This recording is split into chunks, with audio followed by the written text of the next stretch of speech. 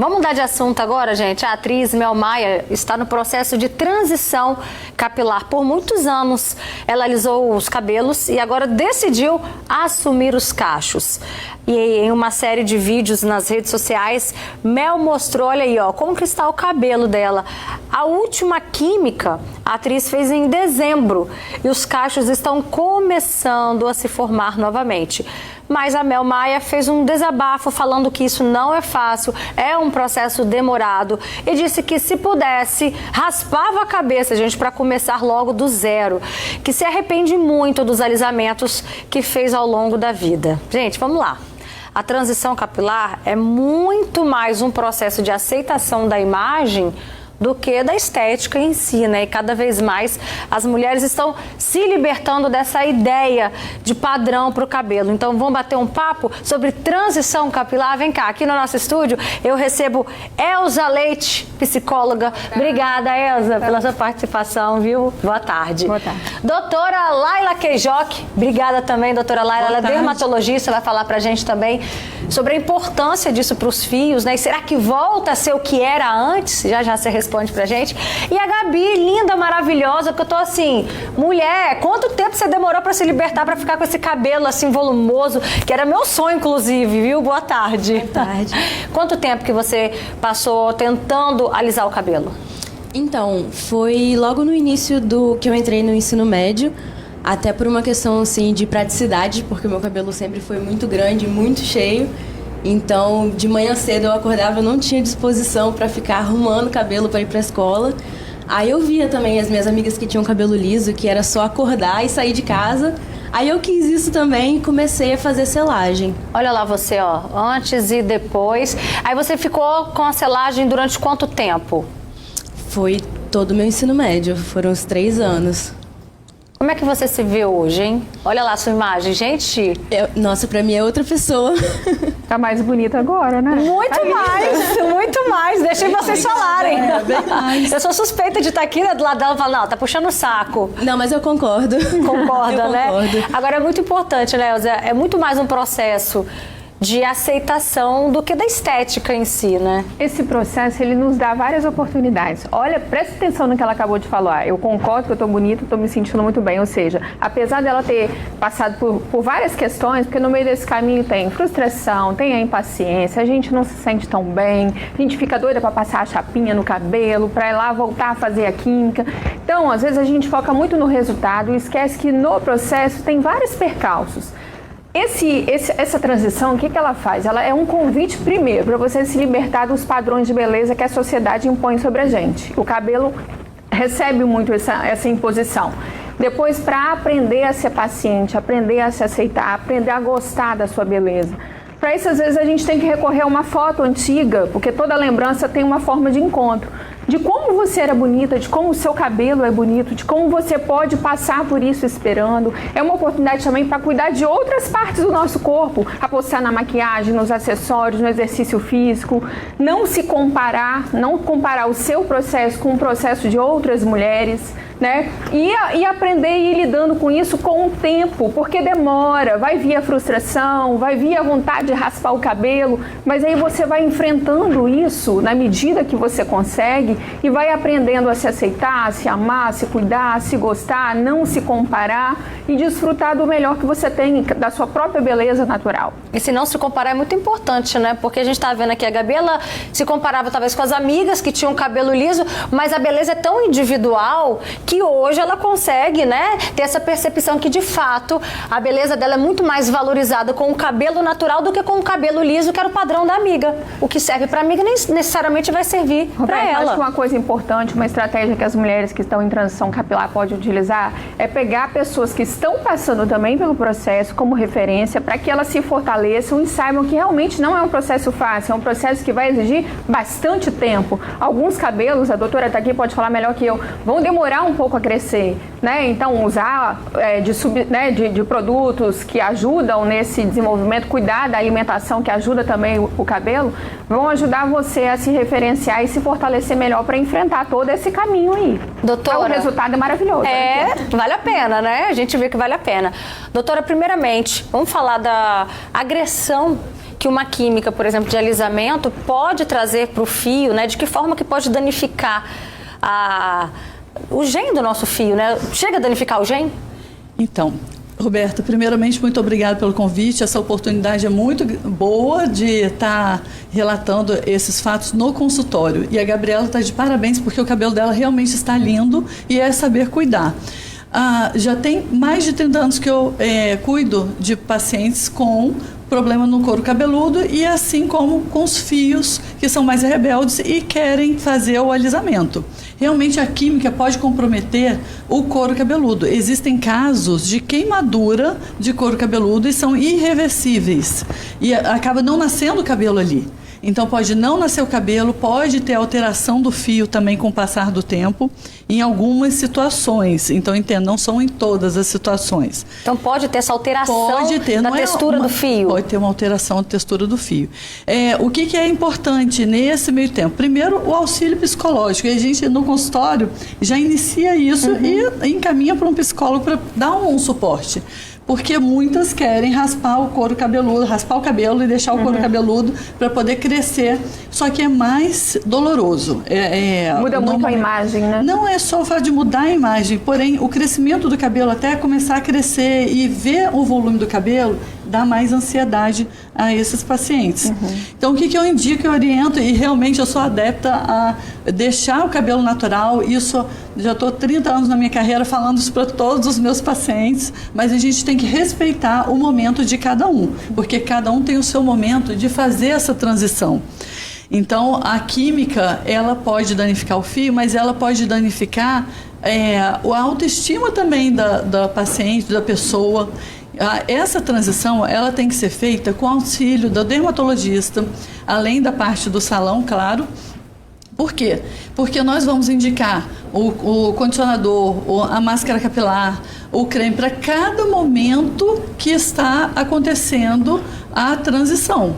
Então, nós temos muito a oferecer, sem falar que as vitaminas, como você falou, né, Elza? A alimentação é muito importante para ajudar no crescimento mais rápido e as vitaminas também. Então, tomar vitaminas, aplicar no couro cabeludo algumas fórmulas, são alguns artifícios que vão colaborar para o crescimento mais rápido desse cabelo e tirar essas mechinhas. Cortar sim, na hora que já estiver numa altura que possa agradar, porque o cabelo é a moldura do rosto e você se torna irreconhecível quando você muda isso. E quando na infância é muito engraçado porque na minha infância eu tinha cabelo tão liso, não prendia o grampo. Aí eu queria fazer aquele cachadinho, antigamente fazia. Eu fiz. Fiquei horrível. Para você ver que é individual realmente, então, né? Cada um tem, né? E os adolescentes ao redor, os amigos, influenciam muito nessa escolha, nessa decisão. E é difícil mesmo, os pais não conseguem muitas vezes intervir e se não alisar naquele momento, também pode causar um certo constrangimento naquele período de vida. Mas tem que saber que toda ação tem uma reação, né?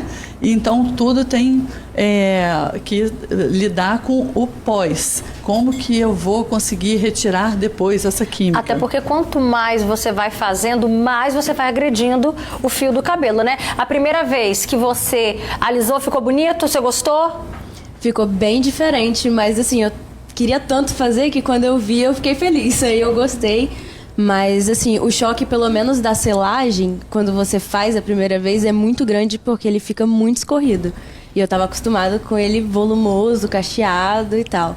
Mas o meu cabelo, uma vantagem que eu tive foi que ele nunca pegou 100% a química. Ele ficava, assim, até meio onduladinho. Então tinha um certo movimento, né? Ele nunca Aí, com o passar escorrido. dos anos, quando você foi fazendo, você foi percebendo que o seu cabelo estava ficando danificado?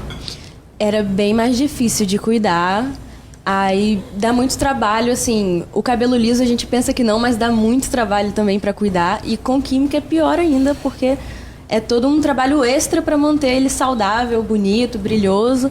E aí eu comecei a ficar cansada disso também. Aí vem, às vezes, até a frustração, né, Elza? Tipo assim, poxa, não ficou do jeito que eu pensava, né? Não tá aquele liso, sedoso, natural. Aí a pessoa começa a também ter esse sentimento de frustração. Muitas vezes a gente é seduzido pelo modismo, né? Tá na moda o cabelo cacheado, eu vou lá e coloco. Minha mãe fazia isso também, eu esqueci o nome do processo. De frisar o cabelo, né? Permanente. Ficava lá, olha, um monte de negócio. Aí depois veio o cabelo liso. Aí as cores também, né? A gente, quando é mais novo, pinta muito o cabelo, fica refém não só do alisamento, fica refém das tintas também, e algumas colorações. Eu já fui ruiva e sei como é difícil fazer essa transição. Às vezes você passa uma tinta preta no cabelo e aí você fica frustrado, porque às vezes a gente enjoa da nossa imagem, a moda muda. Em alguns aspectos da vida, por exemplo, na adolescência, a gente é altamente influenciado porque a gente deseja pertencer ao grupo. Aí tá todo mundo de cabelo liso, só eu de cabelo cacheado. Eu não pertenço àquilo, então eu vou lá e me modelo aquele padrão. Então uma das coisas que a gente mais tem que ter cuidado é a gente não ser seduzido pelos padrões que são impostos pela sociedade, pela própria mídia, pra gente não ficar igual a todo mundo. Porque beleza é uma coisa muito pessoal. E todo mundo é belo, é lindo do jeito que é. Seja com cabelo liso, com cabelo afro, seja com cabelo loiro, seja como for, a nossa cor da pele, o nosso fenótipo precisa primeiro ser aceito por nós. Senão a gente vai se sentir rejeitado o tempo todo por todo mundo. Vamos ver agora o depoimento da Ellen. Ela também passou por esse processo aí de transição capilar. Vamos ver. Eu iniciei meu processo de transição capilar com 18 anos. E durante esse processo foi muito enriquecedor na minha vida, porque quando me perguntavam quem eu era, eu não sabia. E respondi e perguntava pra mim mesma quem eu sou. Então, iniciei o processo de autoconhecimento e dentro desse processo, me desapegar do que pra mim era a peça-chave da minha autoestima, que era o meu cabelo, foi importante. A transição capilar vai muito além de uma mudança de cabelo. E era isso que eu tinha na minha mente. Consegui passar por 1 ano e meio com isso. Algumas amigas minhas também passaram, outras quiseram iniciar, me vendo começar. E isso me deu bastante ânimo também para terminar. Eu não consegui passar pela transição na primeira, na segunda e na terceira vez que eu tentei. Consegui na 4ª. Então, entender que nisso eu já respeitava o meu processo me guiou a entender outras coisas sobre mim também. Olha, que bacana esse relato, viu, gente? Foi a 4ª tentativa que ela conseguiu aí se libertar. E tem muita famosa também que decidiu abandonar de vez a química para alisar os cabelos. A gente fez uma seleção para você, ó. Uma das primeiras famosas a aderir à transição capilar foi a Thaís Araújo. Olha que... Gente, para! Olha a diferença. A atriz já disse em entrevistas que até os 25 anos não tinha memória do cabelo natural. Ela chegou a cortar o cabelo curtinho, né, para um papel e aproveitou para não usar mais a química, né? Uma grande diferença. Outra famosa que hoje ama os cachos. Olha, Juliana Paz, gente, olha como é que a pessoa cresce. Desde 2020, a atriz passou pela transição capilar e apesar do processo, que ela disse ser muito difícil, hoje se sente livre para ter os cabelos naturais. Maísa também abandonou os alisamentos. Ela começou o processo em 2018 e nunca mais fez escova progressiva. Hoje exibe aí toda orgulhosa, os cabelos do jeitinho que são. Doutora, dá para voltar ao cabelo original? Sim, dá para voltar. E o processo tem que ser feito lentamente mesmo, porque o cabelo depende da quantidade da ondulação dele. Ele pode demorar 2 anos, às vezes 3 anos para você conseguir um crescimento bem interessante, né? Que nem nas fotos ali maravilhosas. Mas o que é importante? Cuidar bem do fio, apesar de muitos falarem assim, não posso lavar o cabelo todos os dias porque vai dar fungo. Não, é o contrário. Tem que lavar o cabelo todos os dias, ou dia sim, dia não. Tem que ser bem orientado, não lavar à noite, lavar durante o dia. Usar o produto correto, não deixar creme demais. Às vezes, as pessoas com cabelo ondulado querem deixar muito creme na raiz para poder abaixar, falar, não, vou abaixar, vou endireitar, vou tirar o frizz. Mas depende do creme. Ele pode danificar e pode gerar uma condição que é um fungo, uma dermatite, pode coçar. Então, o fio, nesse período, pode se tornar quebradiço, aqueles fios que estão com a química e que você tem que ir retirando devagar. Então, para isso, tem que ser bem hidratado, produtos corretos e no tempo certo. E sem falar que muitas vezes fala assim, não posso usar secador de cabelo. Pode sim, o secador na raiz, com aquele difusor, para finalizar a secagem do cabelo. Não é, Gabriela? Sim. Gabi, você que passou por esse processo, qual é a dica que você deixa pra mulherada? Então, uma coisa que eu sempre falo com todas as minhas amigas quando elas chegam a mencionar assim que querem fazer a transição ou alguma coisa do tipo, é que não adianta a gente largar a prisão que é fazer a química para viver numa prisão de finalização perfeita. Porque o nosso cabelo ele não vai estar perfeito sempre. Cabelo cacheado, principalmente, tem aqueles dias que a gente fala que é o dia do cabelo ruim, que ele acorda maluco e não quer ficar de jeito nenhum. O liso também, tá? Então.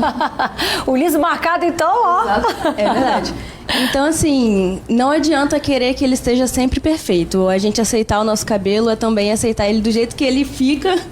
E conseguir aceitar isso é muito, assim, libertador, porque não passo mais aquele preconceito que eu tinha do cabelo cacheado, de que demora muito pra arrumar, de que dá muito trabalho. É aprender a lidar com ele mesmo no dia a dia, assim, do jeito que ele Arrasou. Obrigada, Gabi, pela sua participação. Obrigada também, doutora Laila, pelas dicas. Obrigada, Elza, também. Para finalizar, eu acho que a gente tem que pensar que é uma fase que não vai durar para sempre. Quanto mais você ficar focada no cabelo, mais vai demorar. Foca em outras coisas, principalmente na parte emocional. Fica a dica. E uns cabelos bem penteados ficam bonitos, né? Uns penteados para sair, ficam lindos, maravilhosos. Lindos, perfeitos. Obrigada, gente.